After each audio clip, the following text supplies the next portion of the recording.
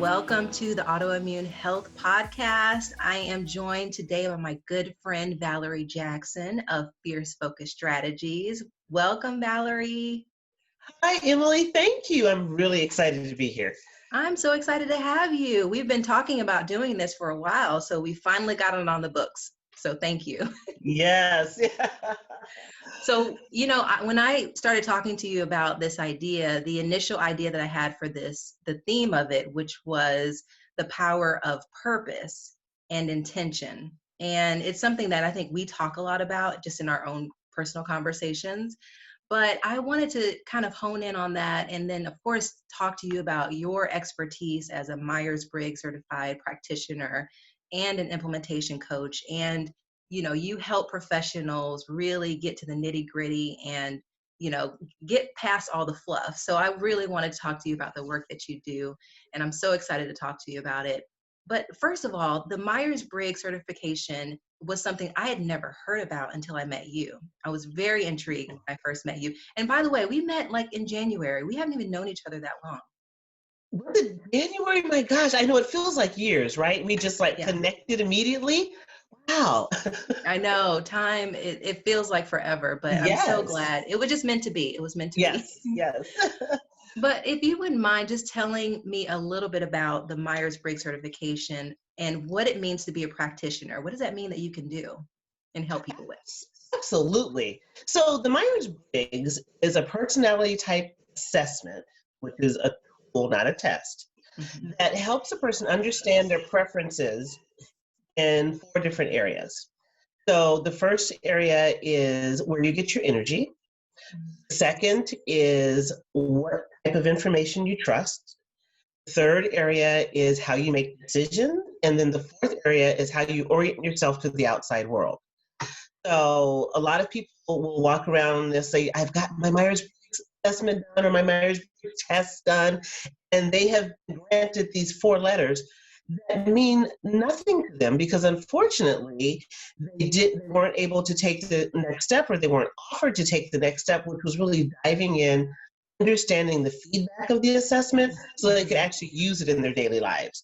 So being a practitioner, and I'm proud to be a certified practitioner, allows me the ability and the skill to help someone really dive in and get to know who they are on a level that they've never experienced before usually.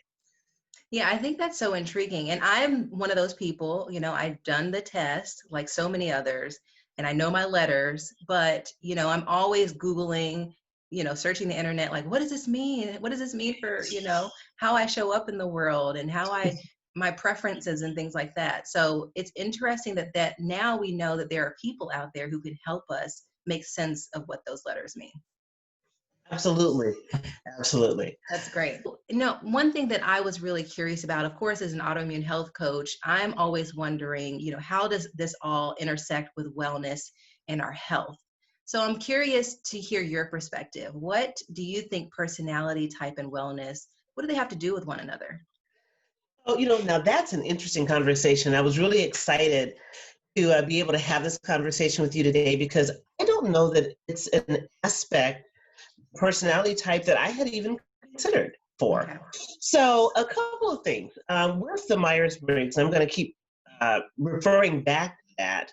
That's the assessment that I'm so familiar with. Mm-hmm. Myers-Briggs has 4 letters that indicate what your type and what your preferences are. A lot of people are very familiar with, or believe they're very familiar with, the first letter, which is either a preference for introversion or extroversion. Those letters are important, but what really drives us are the function pairs, which are the next 2 letters. It's looking at those next 2 letters that give us some clues into how we may look at our own health, how we manage our health, how we go about seeking out help when we have a health issue. Yeah. So for instance, there are some personality types that are just natural born explorers. They're the grab and go type of people. So those are people that are going to usually be healthy from a perspective of like cardio exercise because they're always on the go. The other side of that is because they're always on the go, their diet may not be really what it should be, right, from a health perspective, because they're grabbing things. For other people, other types that are more the nurturing, caring type. Yeah. And so, and they're the rule followers, right? So they're going to be the people who eat healthy, eat enough, going to go to bed on time. Perfect world. What starts to happen is when they feel like they can't meet their commitments because they don't want to let other people down, they're going to start missing out on their own rest. They're going to put themselves last, and these are the people that end up with a lot of stress-related conditions. Wow. That's interesting. And I know some people like that, actually. I'm not one of those people. Okay. Wow. So that's so interesting, Valerie, that, our personality types can definitely impact the way that we care for ourselves and possibly maybe even care for other people. But in terms of that, now if we're more aware of those aspects of ourselves, can we change that, or are we kind of set in stone when it comes to our personality types? Oh, okay. This is a part of the conversation I love. So the Myers-Briggs helps you discover what your preferences are. We all have bits and pieces of all the types, but this is what we prefer to do. I like to explain it like 16-room house. There are 16 personality types. We can live in any room. We probably have at any given point of time in our lives. One of the rooms in that house has all our stuff in it. It's where we like to hang out. So when it comes to addressing it and utilizing those other less preferred dichotomies or less preferred functions, we can certainly develop skills to use them. This is what's really important. As we're developing the skills to use those other functions, we have to understand that causes us stress because we're not operating in our preferred type. So having a plan on how to develop those other functions and when you need to develop those other functions is really important. Oh, interesting. So we do have some flexibility there. But what I'm hearing Absolutely. you say is that it can be stressful for us if we're trying to function in those other personality realms. Absolutely. And I'll give you an example. Okay. So, we talked about the function pairs in the middle. Then the last letter of your Myers-Briggs type is the one that explains how you orient yourself to the outside world. I am an ENTP, and I'm going to focus on that P. Okay. And P means that I like spontaneity and I'm flexible and I just want to be where I want to be when I want to be there. What it means is I don't like schedule. I don't want to have to know on Monday where I have to be on Friday. Now, we all know that, when we're adulting, we have to do that, right? Especially in business. We make commitments and we're expected to show up. Yes. So I understand that I have to keep a certain type of schedule. Knowing that that's not my preference, leave myself space for flexibility in the other areas of my life. Oh, That's gotcha. a good example of how you can develop necessary and still be true to who you are. Right. I like that.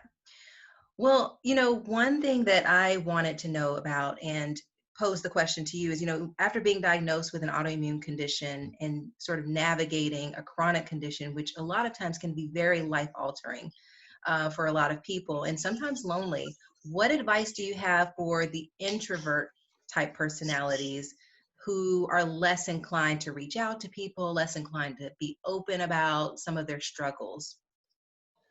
Oh, great question, Emily. So first of all, let's go back to the introversion part of it.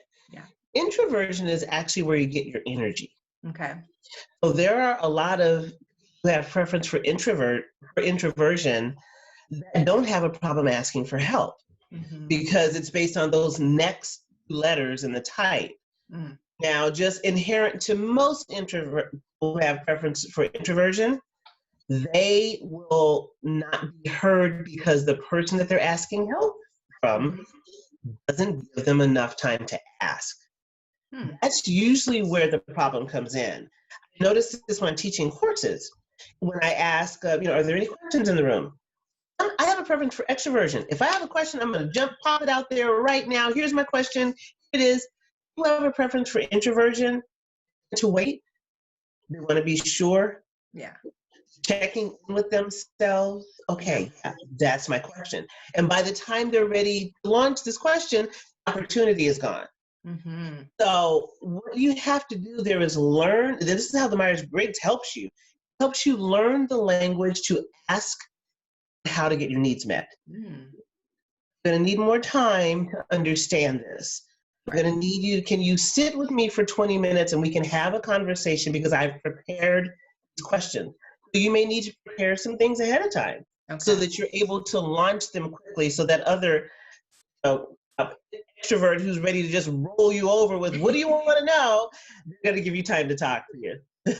Absolutely, absolutely. Well, that's great insight and great advice. So I want to shift a little bit and talk about purpose and intention. And I'm curious to hear your perspective on what those words mean and why they're so important. Okay, now you know you've hit my wheelhouse now, Miss Yes. Emily. Set the timer. We can All talk right. about this the rest of the day. So let's talk about let's separate those. Let's talk about purpose first. Okay. And every time I can get anyone's ear and have them hear me say this, I need them to hear me say this. Everyone has a purpose. Mm, Everyone does. okay. For people who struggle with purpose and they don't understand that's built inside of us, and the lack of understanding of purpose is simply a lack of clarity. Mm-hmm. So there are people who do purpose work. It's brilliant.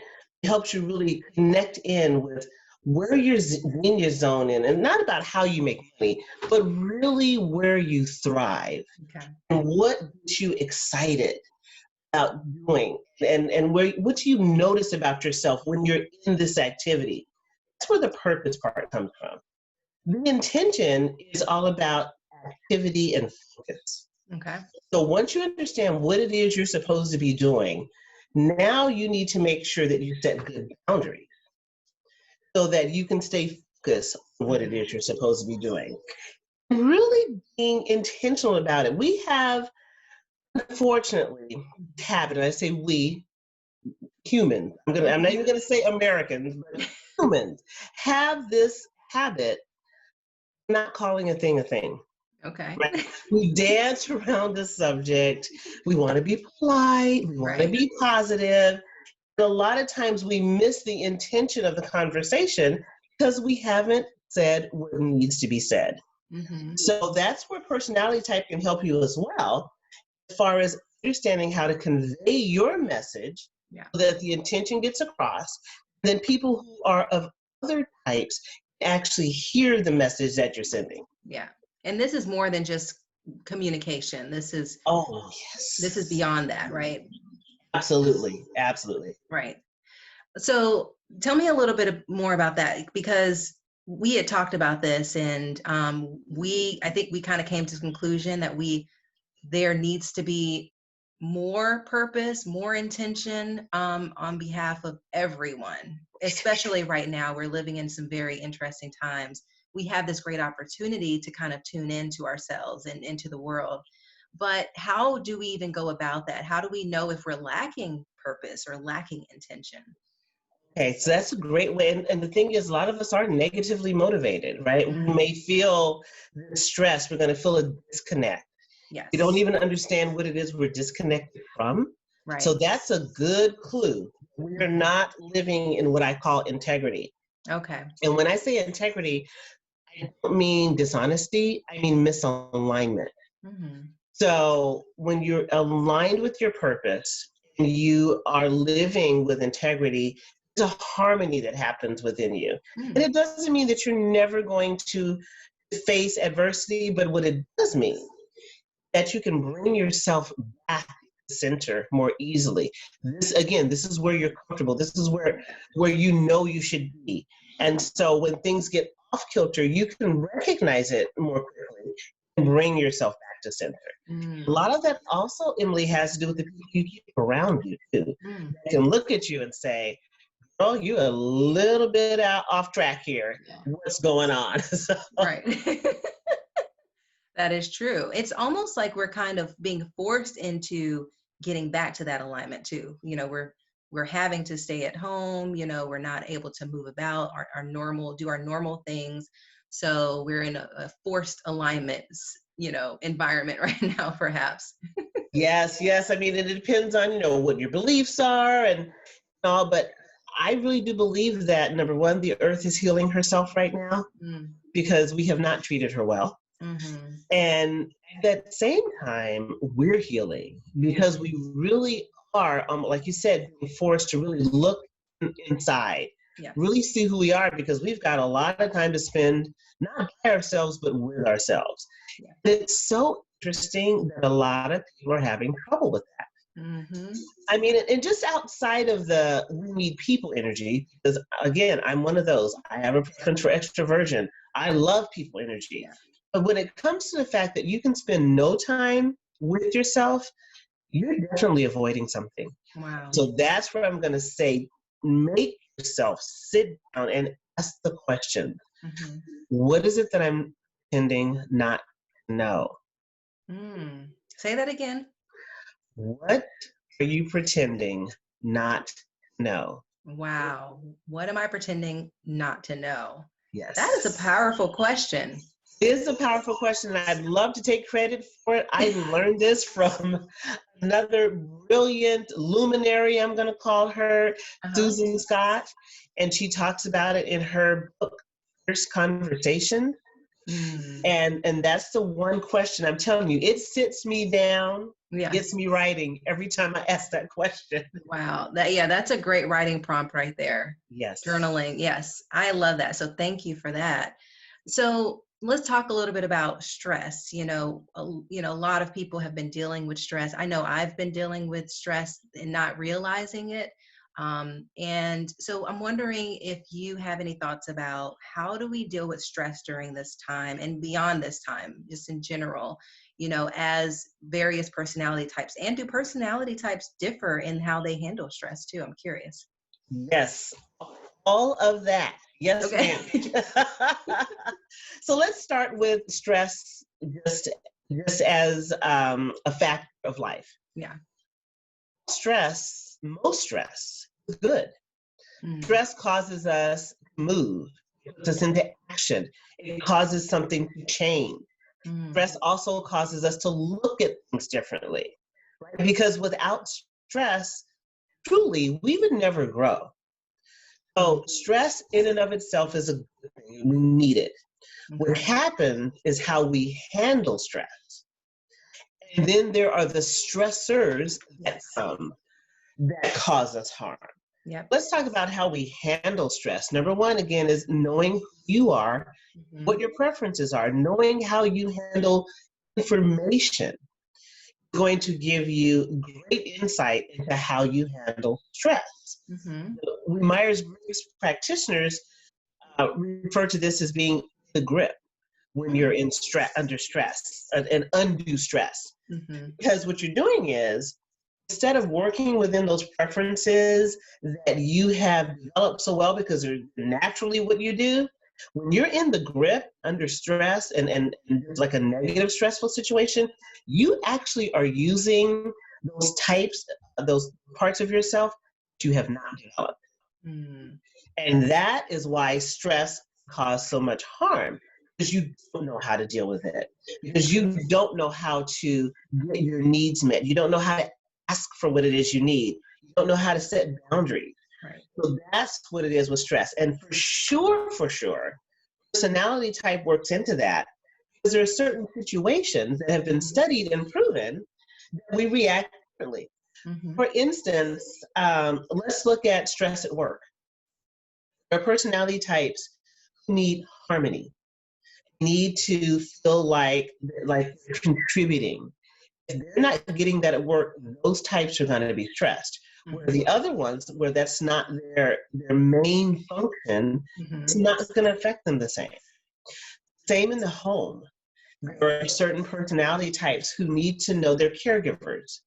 They need to know that everybody is okay, that everybody's in the best health they can be, that they're giving healthy meals, that they're fixing enough meals that everyone enjoys. Mm-hmm. They're going to feel a stress if they're not getting the feedback that's truly the situation. Where there are personality types that doesn't matter that much to them, going to handle those situations differently. Right. Very good. Very good. So I'm curious, Valerie, how did you get into this work? I mean, where in the world did you decide, when in the world did you decide, I want to become a Myers-Briggs certified practitioner? Okay, so that's an interesting story. When I first decided or discovered Mhm. that I was put on this earth to help people live their best lives, to help them see the brilliance in themselves that they just could not see without someone else shining a light on it, Yeah. I purposefully looked for an assessment. I thought I need something to help people understand who they are now, then how do we develop into the people that they need to be? That was my thought. So Mhm. I went searching for these assessments, and I found one that I thought I would use. And then, because I'm that researcher and explorer, I immediately looked up that particular assessment company's direct competition. That was Myers-Briggs. Mhm. So, being myself, I decided to take a course because I was taking the course so that I would be well versed in why Myers-Briggs didn't work. Mhm. Well, it took me till about the first break, which was, I think we started at 8 o'clock. At 10 o'clock, I was going, huh, there's a lot to this. Mhm. Okay. By lunch, I was all in and decided I needed to be certified in this because it was just so, it was like a miraculous experience for me when I Wow. realized how deeply they went into the science that's behind it because I'm the science geek, right? Yes. So science and the validity and certainty that the Myers-Briggs has put into their processes, into their assessments, I know that they are the gold standard in personality assessment. Mm. And how do you use this work with your clients? You work primarily with business owners, small business owners, correct? Yes. Entrepreneurs. How do you use this Yes. work with them? Helping, and let me just step back for a second. Mhm. When I first started my coaching practice, if you had asked me, what do you do? I'd tell you I was a business coach. Okay, that's, broad title. What I learned as Mhm. I started working with people is that where the disconnect happens with business owners and their personal lives, just getting things done. Mm. So most people are having struggles with overwhelm Yeah. and just scheduling and understanding boundaries, understanding how to be in alignment with why they say they're in business, and how they actually show up at business. Yeah. So one of the first things I started doing once I got my Myers-Briggs certification is I require that anybody that works with me take a Myers-Briggs assessment. Mhm. We regularly go back to the assessment. We are addressing their priorities, their purpose, and it helps them understand. I mean, the joke between us is it helps you understand why you act the way you do. Because that understanding really sheds some light on how you can change your behavior Yeah. that's not getting you the results that you want. Absolutely. Absolutely. Wow. So it's a tool then that you use to help inform their process, how they Absolutely. show up. Okay. Absolutely. Say you really help people get out of their own way. What if someone is stuck and, just having a difficult time getting over this hurdle? How would you take them through, overcoming whatever obstacle is in their way? So most of the time it's overwhelm. Okay. And overwhelm is because we're looking at too many things at once. Mm. So and you can't focus. Remember, we were talking about focus, intention. Yeah. You can't focus when you're considering all these different things. What we do is we take the most important thing that's going on, we Hmm. shine a light on that, and we put a process, procedure in place to address whatever that one most important thing is. Yeah. And then we move to the other pieces. And a big part of that is seeing what you can delegate. I know that I struggle, just like we all do, Yeah. stuff we don't do well. And sometimes we get so focused on what we don't do well, that we don't see what we do well. Mm-hmm. The other thing that's really important when you're looking at these types of challenges as business owners, it's just in general, to remember to keep the activity small Mm-hmm. and have a measurement that's small and short term. Mm-hmm. Yes, we all need long-term goals, absolutely, because we need to know ultimately where we're trying to get to. Just having short benchmarks is really important. Yeah. So that we're not trying to take on lose 80 pounds.